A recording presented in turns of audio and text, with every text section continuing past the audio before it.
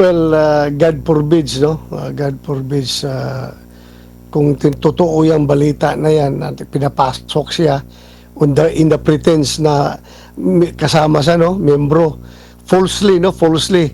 Nag-assume siya ng personalidad as membro ng Philippine Embassy na nag-conduct ng consular visit sa dating Pangulong Duterte. Hindi ko ma-imagine kung pinapasok siya doon at meron siyang ginawang hindi maganda kay Pangulong Duterte. Sir, may bala ako dito tayo kay dating Pangulong Duterte. Meron pong balita, Senador, na nakuyapan daw, no?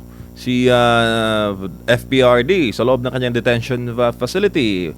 Worse, ay hindi po ito agad na ikikwento in real time sa immediate family ng dating Pangulo ng Pilipinas. Meron din nagsasabi, sir, na mukhang yung welfare check na isinasagawa ng ating pamahalaan ang nagpupunta daw mismo sa selda ng FPRD ay itong si dating Senador Antonio Trillanes. Yan din ang pagkaalam ni Congressman Pulong Duterte. Anong masasabi mo dito, sir?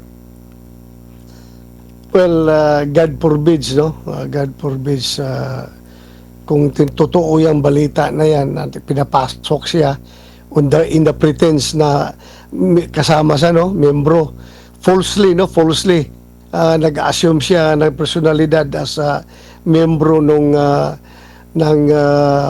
Philippine Embassy na nag-conduct ng consular visit sa dating Pangulong Duterte. Hindi ko ma-imagine kung pinapasok siya doon at meron siyang ginawang hindi maganda kay Pangulong Duterte.